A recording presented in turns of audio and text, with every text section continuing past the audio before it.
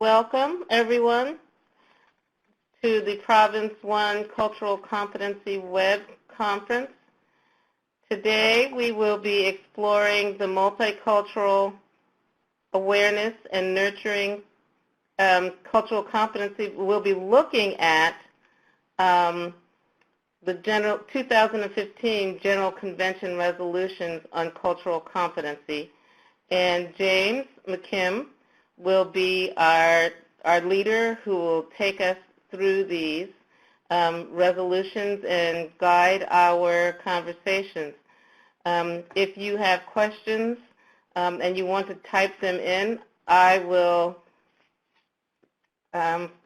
look over the questions and try to keep track of that and make sure that everyone gets a chance to be heard. Hi, Gail. So I want to begin, we begin each of these with a prayer. Today, this isn't really a prayer, but it is a little longish, but a piece out of the presiding bishop's letter on regarding prayers for the president. Given the contentious nature of the election and the transition, a lot of people have questions about how to faithfully be prayerful in this time. And so the presiding bishop says that real prayer is both contemplative and active, that it involves a contemplative conversation with and listening to God, and an active following in the way of Jesus, serving and witnessing in the world in his name. For those who follow the way of Jesus, the active side of our life of prayer seeks to live out and help our society to live out what it means to love your neighbor as yourself. So we work for a good and just, humane and loving society.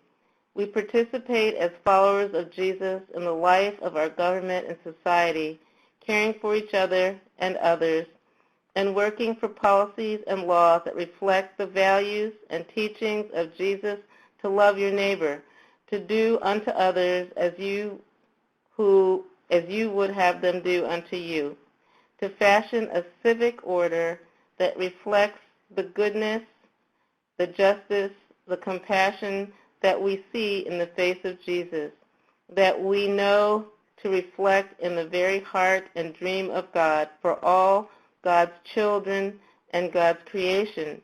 May God, who has given us the vision, give us the will to do all these things in the name of his Son. Amen. Amen. So, James, how would you like to begin this evening?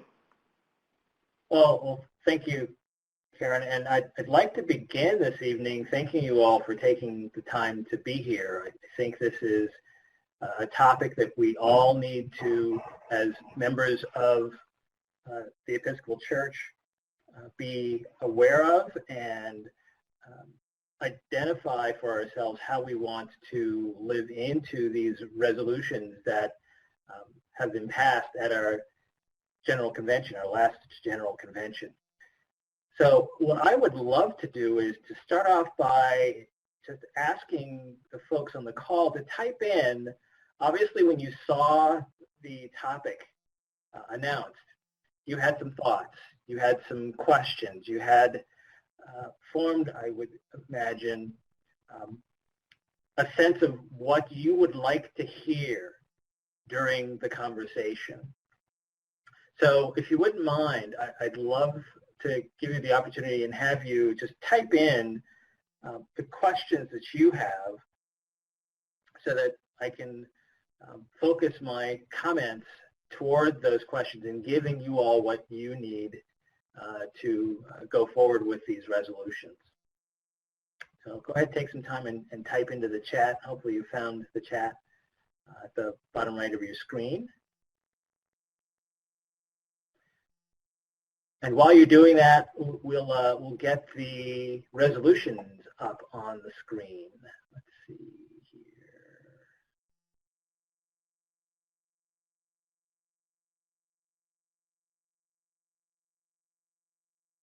Okay, here they come.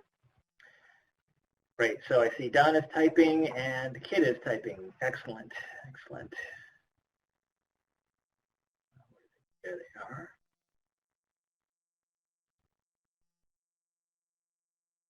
And while you're typing, just wanted to also mention, as Reverend Karen mentioned, we recognize that folks are challenged to deal with the results of our election.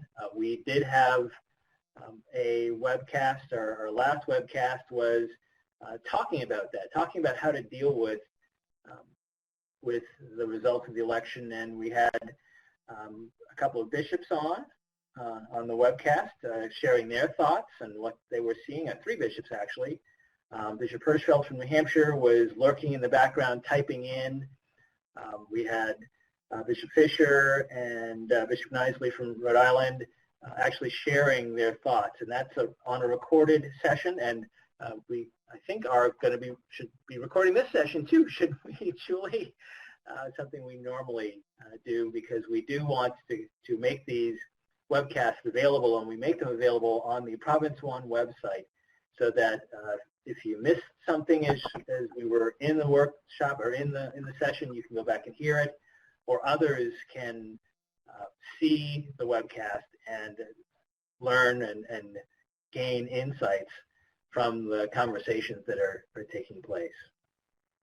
So Julie says, yes, we are recorded, and there's, I believe, a little red dot at the top right-hand corner of the screen that's indicating that. Let's see. Don says, I don't know. So there's a question about how the resolutions could be shared more widely. Yes. I was just looking at that. So that's a great question, and we can certainly talk a bit about that. And we will talk about that.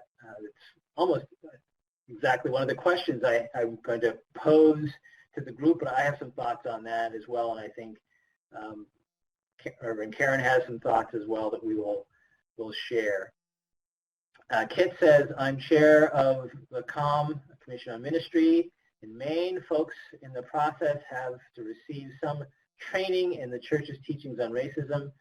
I'm just trying to keep abreast of what's going on with regard to these teachings to make sure ordinands have entered into the conversation and have a better understanding of where the Episcopal Church is. So that is a great, a great topic, and something that I can certainly speak to. As just an introduction to me, I think most of you know that I'm the Province One representative to the Episcopal Church Executive Council Committee on Anti-Racism.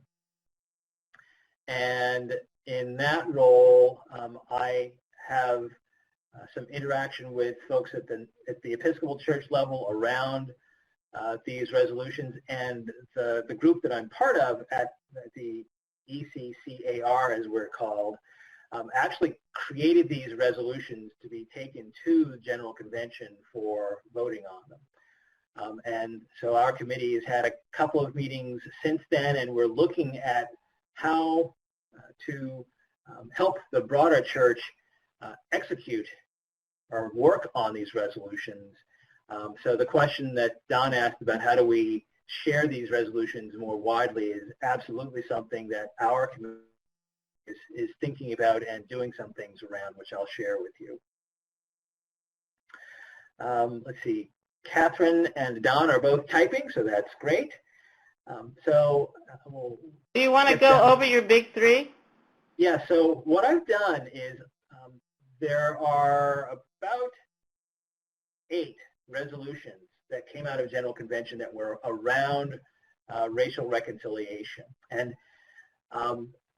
they really evolved because our presiding bishop, as you all know, has decided that he wants to put an emphasis on racial reconciliation.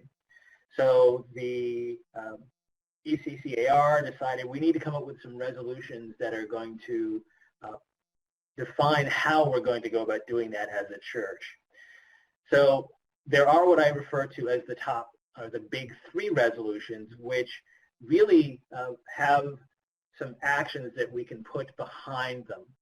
And there are some other resolutions, which you see at the bottom of the screen, which are more around the structure and organization of the church, more internally focused rather than externally focused as the big three resolutions, as I call them, are. Let's see, so Don says, as a postulant here in Connecticut, oh, that's a great bit of information. Thank you for that, Don. We have recently completed our anti-racism workshop, so that was in Connecticut. Who led that workshop, by the way, Don? Can you share that with us? And while you're sharing that, I'll say that I am also a member of the Commission on Ministry here in New Hampshire, and we're grappling with what it means to check off that box as with a checklist of things that someone going through the process for ordination has to go through. What does it mean to check off that box that you've completed anti-racism training? So we'll talk a little bit about that as well. Catherine says Resolution 8183 mentions a commonly studied text adapted to unique circumstances. Has common study text been circulated? This is definitely leading us right into the conversation. Let's jump into it. 182 is around addressing systematic racial injustice, A182, Resolution 182. And as you can see from the abstract there, it's talking about entering into a dialogue of listening exercises, strategic partnerships, and internal analysis to address systematic racial disparities and injustice in the church and in the wider culture. So this was the first resolution really that was a meaty resolution that was passed, and it somewhat sets the context for the rest of the resolutions. And one of the actions that comes out of this is to revisit what has been in the canon a prerequisite, if you will, for someone to be ordained. And that is, as you were talking about, Don, and as Kit is also thinking about, what does it mean to have anti-racism training taken by folks who are going through the process? As we in the ECCAR met, we really decided that we wanted to make a distinction between an anti-racism training and an anti-racism program. There has existed for a while in the church the concept that there is approved anti-racism training, right, and that training is seeing the face of God. What has happened, though, is that it can be expensive to offer that training, especially if you only have a few people at a time during the year who are going through the process and need to take that training. What has been more prolific throughout various provinces and dioceses is what we're really referring to as anti-racism programming. So, you know, seeing the face of God training is usually a 3-day affair, and it needs to be delivered by someone who is trained to and certified by the church to deliver that to be the official anti-racism training. But because it's... I was just going to say, James, so here in the Diocese of Massachusetts, I mean, there's I think the minimum of 12 hours, which we kind of interpret as from 5 to 9 and 9 to 5, and that manual or that curriculum, so to speak, can be found on the Episcopal Church website. So those people who want to be certified that haven't taken it, usually postulants, candidates, and others that want to, I don't mean this in a pejorative way, but check off the box. that's the training that they take. Other communities usually have their training more tailored to whatever their question or circumstance is. Right. So what seems to have happened is because going through the full training can be, I want to use the word expensive, but time-consuming, and dioceses may not have someone who's officially trained as a trainer for that program. It's been left up to the bishops to determine for their diocese what is sufficient training for someone who's going through the process that allows them to check off that box. Some bishops have said people going through the process have gotten anti-racism training in seminary, and that's sufficient in their mind to check off the box. That was not the original intent of the canon that was developed, but because of the expense and because the person who was identified to be the person to certify trainers and therefore certify the training that was done, things have gotten a little lax. And now we're looking, because through General Convention there's actually funding that's been put toward racial reconciliation, we're looking at ways to broaden the number of people who are trained as trainers, and talk about the difference between a training, the official certified training, and an anti-racism program, which can cover some of the concepts, but it doesn't cover the broad total set of topics that seeing the face of God when it's delivered in those longer time frames can deliver. So what you can expect to see actually is a revised version of Seeing the Face of God, which addresses some of the theological concepts from an Episcopal church perspective that we want to make sure that folks who are going through the ordination process and folks who are just doing this anti-racism work are trained in from the Episcopal church perspective. There are some other efforts that are going to be going on around addressing systematic racial injustice, and we'll talk about those in a few minutes, and then we'll get into seeing what may be happening at the provincial level. This next resolution, A183, around encouraging the study of the issue of mass incarceration, you've hopefully all heard at this point of the push here to study the book, The New Jim Crow, and have conversations around that book and what issues it raises. So that's what this resolution is all about, encouraging dioceses and parishes to have those kinds of conversations, and they're already happening. In fact, here in New Hampshire, we had, for our diocesan convention back in November, we had a resolution for our diocese, Resolution 4, I believe it was, that encouraged parishes to hold book readings of The New Jim Crow.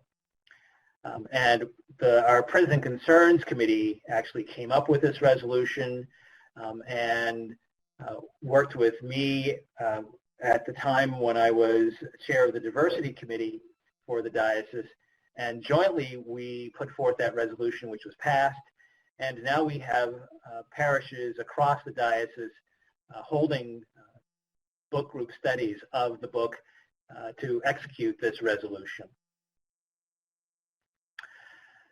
The third resolution is around working for racial justice and reconciliation, and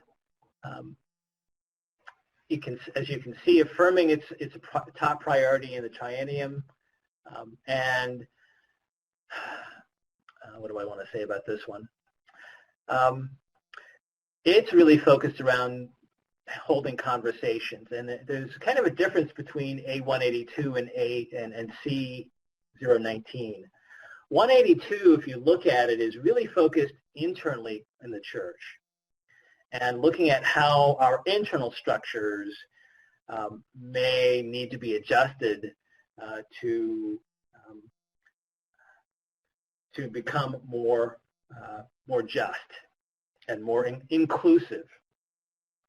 Whereas C19 is more outwardly focused from the church and having conversations in our communities around how do we work for racial justice and reconciliation.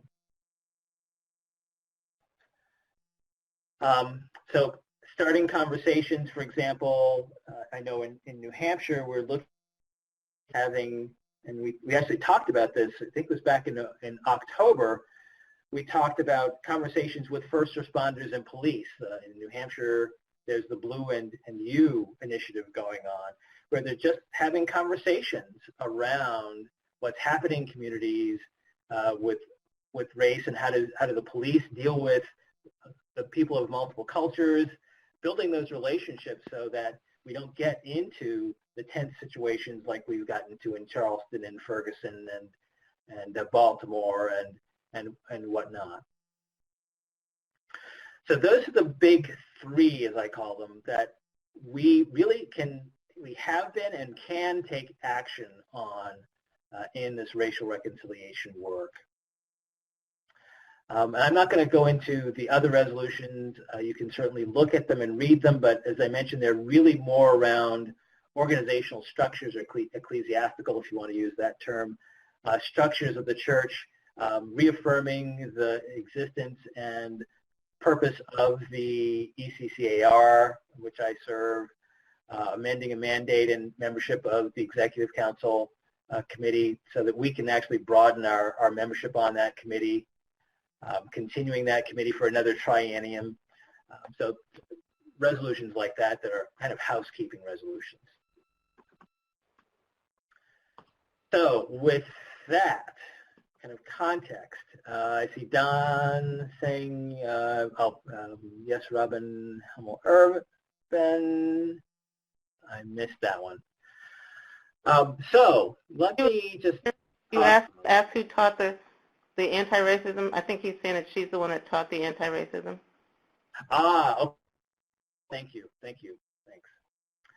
Gail says, I can't see all of the other resolutions. Please possible to list them. So I just scrolled down a little bit, and you know what?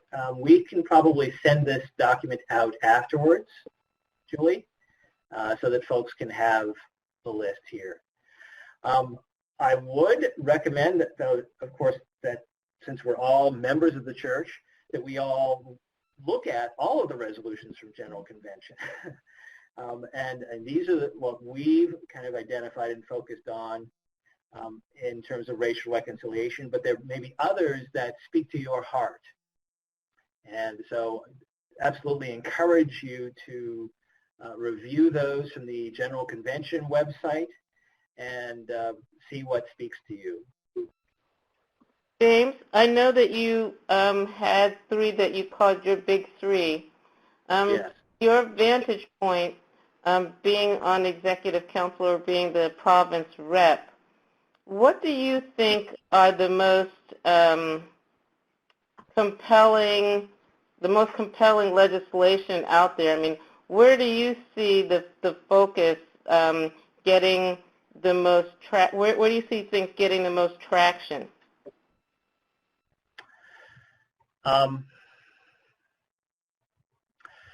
Well, there are a couple of ways that I would respond to that. One is, I almost want to say ease of use, but ease of doing. I think the reading of the new Jim Crow, that's something that everyone can just very easily understand what to do. You buy the book, or you take the book out of the library and you read it, and you think about it. And just by reading that book, and I've been in book conversations, book clubs that have talked about it, it's a challenging read for a lot of people. So just reading that book, I think, is an awareness raising that we as the church are trying to accomplish, and can lead to some really good conversations, just as we're trying to have accomplished through C19 in having conversations start up. So that's kind of an easy one, is the way I answer that question. But in terms of another way to answer the question about which one can we get more traction in, I think that having conversations, it's so easy to just have a conversation to get to know someone, build the relationships that lead to racial reconciliation. And we've had several of the EGADs, the Episcopal Get Acquainted Diversity Dinners, around our diocese, and folks have had dinners where it's just a simple conversation between people who may be from different backgrounds or different cultures. That's, I think, a place where we can get some good traction in having just those kinds of conversations, simple conversations that build a relationship without having any fixed agenda. I think we need to do more of that, and we can do more of that. So that's my take on where we get traction with these resolutions, and it's probably also a good tie-in to the next slide we wanted to show, which is the shape of the Jesus movement. This is something that the church, the Episcopal Church, the national church staff, being led by the presiding bishop and Canon Spellers, who's the canon for, let's see if I got this title right, and Julie, you can keep me honest here, racial reconciliation, and there's one other item that area she's responsible for. Was it evangelism? That sounds right. So I'm looking it up. Right. So she is the bishop's right-hand person when it comes to overseeing that area. And so in working with the church national staff, they've put together this framework for the shape of the Jesus movement, which, of course, we know the presiding bishop started. He named the Jesus movement and has been pushing us to become the Episcopal branch of the Jesus movement. So you can see in this graphic, and let's see, maybe I can enhance it a little bit more, that reconciliation is one of the items that they've been looking at, and there are some actions that are going to be taking place, facilitated and supported by the national church, but they need to be executed by us in the provinces and in the dioceses, as to how we're going to accomplish racial reconciliation, embodying the loving, liberating, life-giving way of Jesus with each other. And you can see here, hopefully you can read this, we're looking at formation of Episcopalians as reconcilers, pursuing justice and healing, telling the truth about who we are, and that speaks back to the resolution of looking at the church internally and understanding who we are and our role in spreading, or at least not really combating racism, understanding who we are and what we have done in the past, and taking it forward as we look to form ourselves as reconcilers. We're, as a national church, going to be taking a church census, looking at who we are, what are our demographics, and how do we as a church feel about some of the major issues that the church is grappling with, including racial reconciliation. We're looking at church structures. I mentioned C182 is really focusing internally, looking at our church structures historically and present, and coming up with a new church structure or recommendations as to how our structures might need to change to help facilitate racial reconciliation. Embodied engagements in storytelling.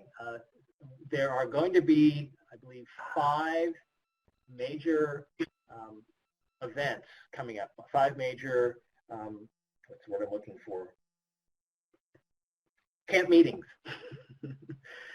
that are going to occur, that are going to encourage and provide a place for storytelling to take place. It's one of revivals. Thank you. That's the word I was looking for. I think of camp meetings and revivals together. I guess it's my old Baptist upbringing.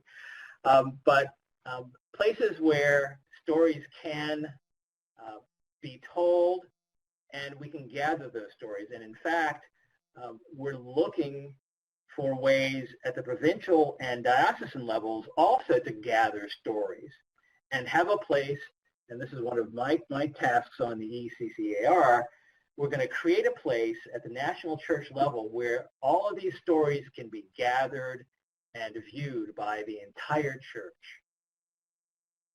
Stories about how racial reconciliation, success stories that can be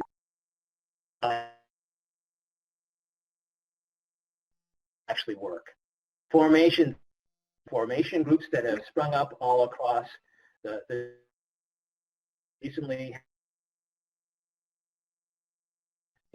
creating at the provincial level as well, and Julie is also aware of that. The resources to help form ourselves as we move forward with the Jesus. We're doing it on time. Good. Black colleges and universities.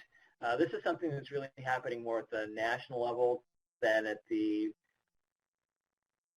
or certainly those and universities are residing in parishes, are in provinces and in dioceses. So those provinces and dioceses will probably take a lead role in building those partnerships with those institutions. Looking at how we might play a part in dealing with the school-to-prison pipeline and how we might be able to intervene in that. And this goes back to the reading of The New Jim Crow, because there's a lot of content there that talks about the school-to-prison pipeline. People don't know that it exists. People don't know that because of the way that minorities live in society, they are more susceptible to being imprisoned and than other parts of our society. So we want to put a focus on how do we stop that pipeline so we reduce the number of minorities who are incarcerated. And James, and then encouraging sorry. No, I was just going to say it looks like Don has a particular interest in that. That's his call, so to speak, from what he's saying in the notes about interrupting the school-to-prison pipeline with the incarceration of kids of color. Excellent, excellent. So this is a time where we're actually getting to this next topic about advocacy and engagement, where I think a way that we can address, that we can have an intervention around the school-to-prison pipeline is through advocacy. And so we want to equip people to be advocates, to encourage racial reconciliation. And it somewhat partners with the evangelism piece where we need to go out and tell our stories. But in New Hampshire, and Gail actually, Gail Avery, who's on the call, the Reverend Gail Avery, worked with Laura Samos, who's our missioner for communications in the diocese, to put on, along with folks from the Diocese of Maine, an advocacy training day, where we talked about what does it take to be an advocate? What does it take to work with our legislators and keep track of the legislation that they put forth? And how do we reach out to them and touch them? How do we communicate with them our desires, what we think they should be doing around various topics? So advocating for intervention into the school-to-prison pipeline is, I think, an area that we absolutely can and should take some action toward. So I've talked quite a bit here, and I thank you all for chiming into the chat. I want to ask now, what has I said anything that did not make sense? Are there any of the resolutions or any of these activities that are being looked at that you want me to say anything more about? I would just say that I know that at the national level, the Union of Black Episcopalians has always advocated for partnerships with historically blacks, the HBUs, particularly those that have an Episcopal affiliation. And also, I don't know what they used to call it the Black Desk at the national level, but I know that there's work being done in that ethnic desk around the school-to-prison pipeline. So there are partners in this work as well. Right. And one of the things that always strikes me as we talk about this, racial reconciliation always seems to be focused on black and white. And one of the things I love about our province and the fact that we're calling our efforts multicultural is it's not just about black and white. It's about people from different cultures and different backgrounds. The same love that Jesus showed for all people is what we're talking about here. By the same token, we have the Black Lives Matter movement, and we need to pay attention to that. There are some specific challenges that African Americans face that other cultures don't face. There are certain situations and needs that other cultures face that African Americans don't face. So I just think we need to be sensitive to the fact that it's not just black and white that we're striving for, although there are some specific programs here that are based around racial reconciliation with African Americans. Okay. So I think Don's typing. Kit said thanks. Intersectionality is a huge piece. So Kit, I'm curious. Type a little more about what you mean when you say intersectionality.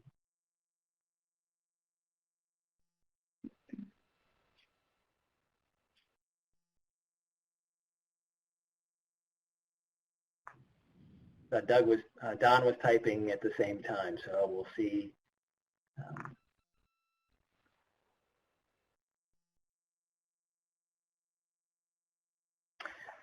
And as Kit's typing, there we go. It's sort of where the isms and experiences bump up against one another. Absolutely, the isms. That to me is the focus. How do we deal with the isms? Racism, sexism, ageism, all those isms. The solution for me is the same thing, love. But there are different circumstances and different ways to express that love, and that's what our challenges are. And I think also sometimes we get into the trap of what they call competing oppressions, where certain, people feel like, not certain people, but people feel like whatever oppression that they're most familiar with or that they suffer under is competing for visibility with some other oppression. But, I feel like oppression is oppression is oppression. And so we have to be careful about being lured into saying my problem is worse than others, but be thinking about ways in which we can work together and ways that we can partner and strengthen and be in solidarity, I guess. Right. I totally agree. Gail has chimed in, and internal oppression. So Gail, do you want to say a little more about what you're thinking about when you say internal oppression?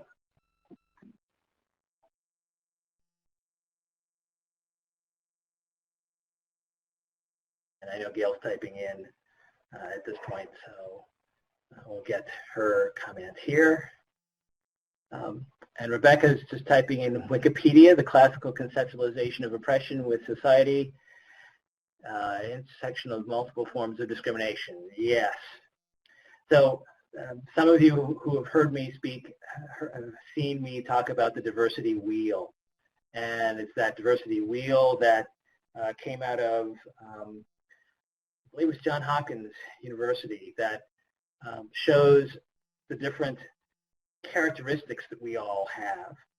And some of those characteristics are internal and some of them are external, and some of those external characteristics are the ones that are seen by others as the difference between you and me, so to speak, and causes the forms of discrimination.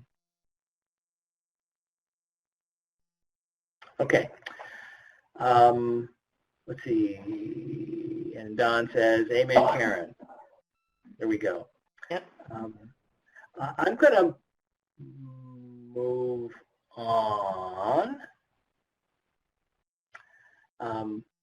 So Don's asking, I wonder what insights you might have on the sharing the resolutions in the parish settings. All right, so that actually is a good segue, because I was just going to switch to a few questions for you folks. And I think when you registered, you saw a couple of questions that we have for registrants. First of all, is your community aware of these resolutions? And we know that most people, or many people, are not. If not, why not? And I guess that's where I'd like to focus just for a moment. Why do you think people are not aware of these resolutions? Is it because they don't understand the structures of the church, and that we have a general convention where resolutions are passed, and then we have diocesan conventions where resolutions are passed? Or is it just that the results of the conventions with those resolutions are not communicated? I'm curious to what people think is the reason why the resolutions are not known.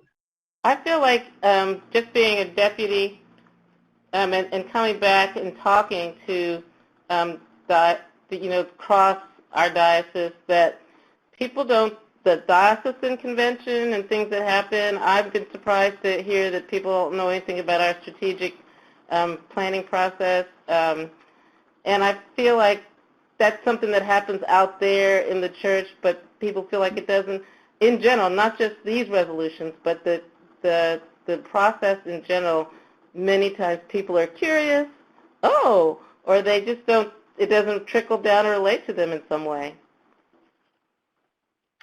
So part of it is lack of communication, because the deputies don't necessarily come back and hold a meeting where they talk about the convention resolutions. Although I think we in New Hampshire, and Gail, you might remember, I think we did at one point have the convocations had report outs from deputies, I think it was. So folks who went to the convocation meetings, and I think most dioceses have different groups or different areas within their diocese that have subgroups that get together as convocations, where the deputies can go and share their thoughts about what happened at convention and the resolutions. We had deputies who actually, and Bishop Rob had a blog where they would post what was happening at convention, and people were made aware that that blog was happening through our diocesan newsletter, so they could follow that blog as posts were made. That was a mechanism to communicate what's going on. I do think that the deputies, and I don't know if this is a responsibility of deputies, and I know Gail's been and is a deputy to convention. I don't know what responsibility the deputies have post-convention. I don't know if it's just if they come up with the idea of sending out a report of the general convention and the resolutions, and that gets sent out through the diocesan mailing list. I don't know if that's something that's required or a part of the role, but maybe that's one way to spread the word about the resolutions. See, Catherine says resolutions were communicated before and after General Convention, but many people hear it once and it doesn't stay with them. The National Church used to publish a small booklet of the social justice resolutions once a year or so. So I think with email and the internet, mailings have been reduced as budgets have been reduced. But maybe this is an opportunity to, at the diocesan level, have the deputies put together a report of the resolutions and send it out to through newsletters, the electronic newsletters that go out, through email blasts that go out. And I think the point that I think Don made and Karen made about the resolutions not feeling like they mean anything to the individuals may be an issue as well. And how do we translate the resolutions to the individuals so that the individuals feel like the resolutions matter to them? Maybe conversations like the one we're having now can help make the resolutions feel more personal and more relevant to individuals. You know, I'm looking at Rebecca's comment and also some of the comments that I've had from clergy, white clergy, who are trying to think about how to teach and preach about some of this reconciliation, particularly if they're in parishes that are predominantly white or in white areas where people are not impacted on a daily basis by these issues. And I think that that's one of the importance of what we talked about earlier in terms of relationship building, or reconciliation doesn't mean that necessarily that things are broken, but we're still living in a very, in some cases, segregated society. And there's an article that I saw recently about the segregated, I think it's segregated, something about our spirituality or something. So it's easy for people not to, this doesn't deal with their world, no one they love, no one that touches them, and so they can turn their, it's not relevant, So we have to get better at showing that relevance to people and helping the folks who are communicating the resolutions make the resolutions more relevant to people within their diocese and into the parishes. Oh, Rebecca just put the article there from the Episcopal Cafe, desegregating our spiritual lives. Right. Good. Excellent. Just looking at got some more comments coming in. This is good. Don says 11K kids in our 19 schools, 54% don't look like me.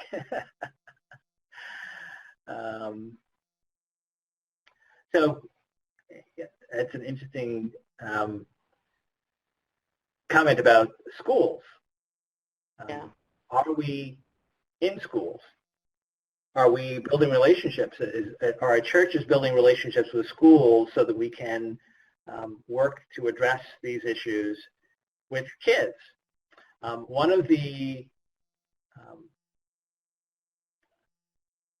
non-BigThree resolutions that I put up there was that we're going to create a racial reconciliation curriculum for youth.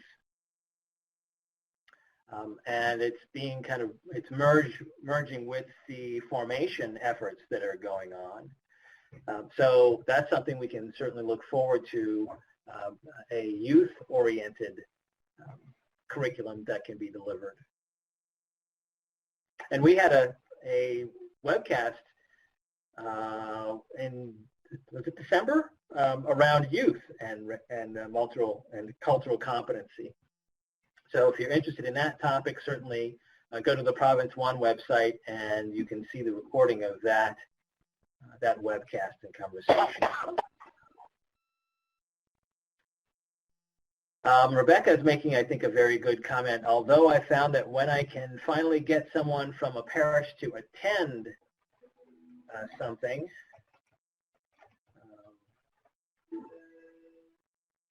they tend to get fired up about it, at least for a while.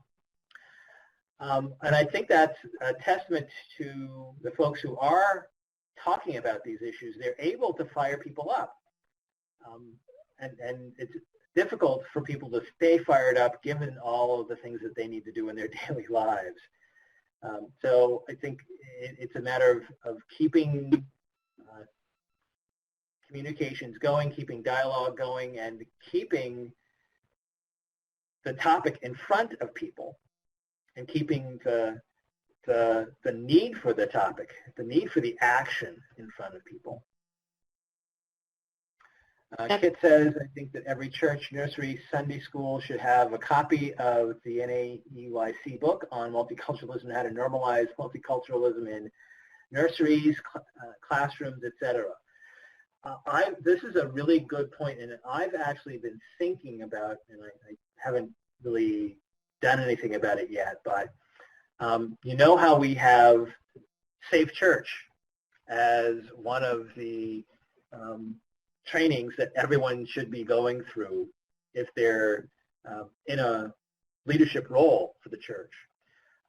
I'm wondering if we shouldn't have some kind of racial reconciliation or multicultural training, as you're talking about, as one of the required trainings for people who are in leadership roles.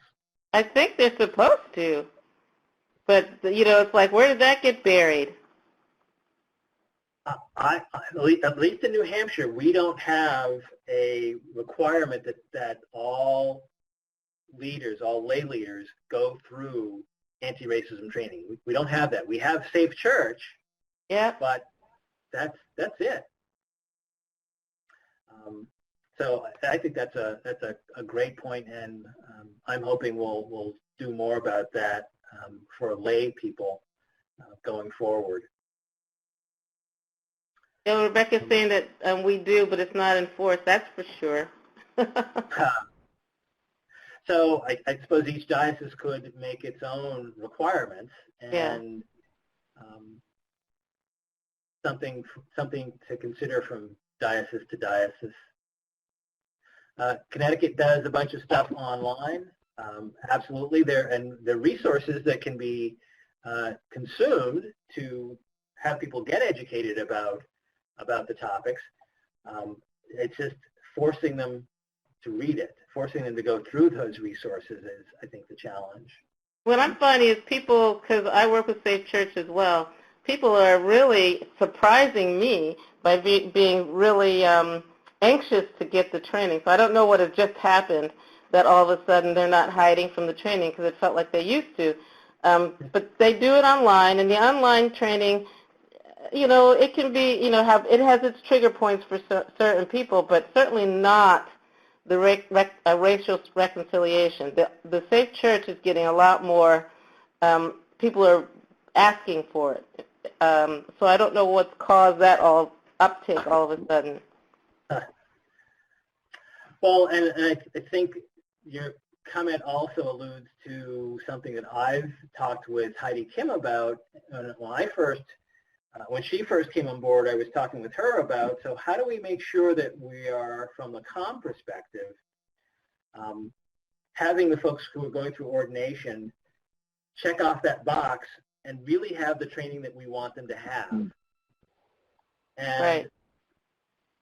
I was talking from the New Hampshire perspective, where we don't have that much of a non-white population.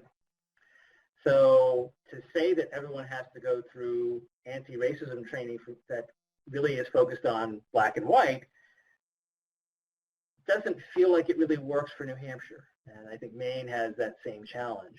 Yet we do want some level of, I really think of as the multicultural relationship training that everyone goes through.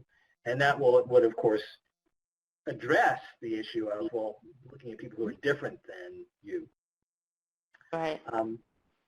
And that's a discussion that's still ongoing.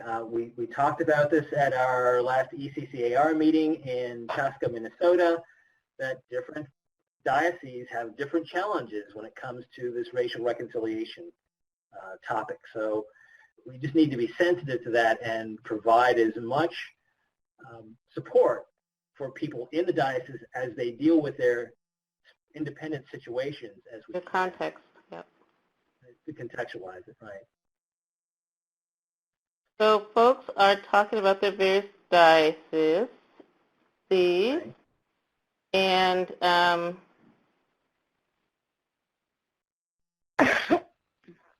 Don is saying that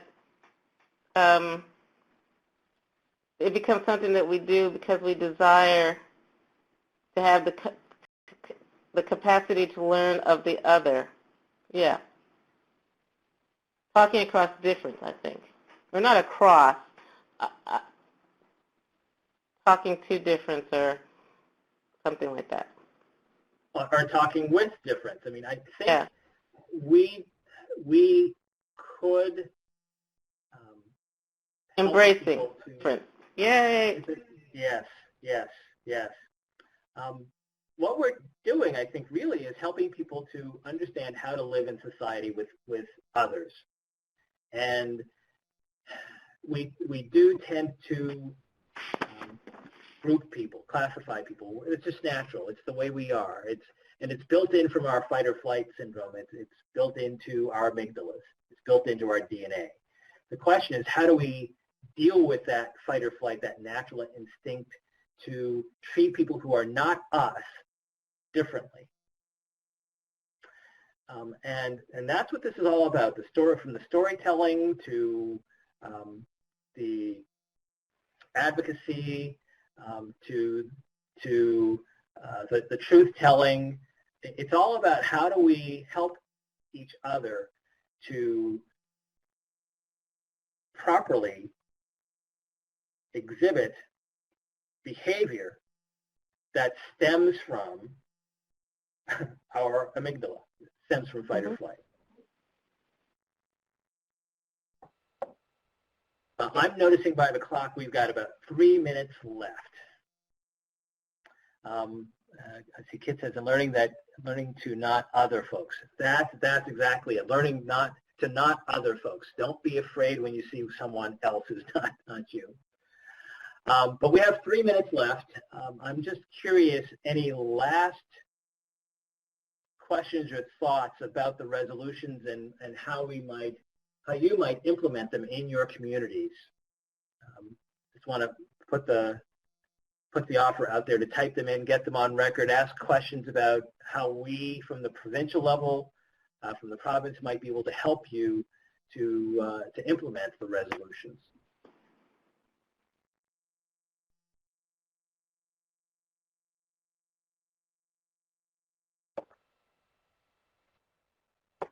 We're getting some typing.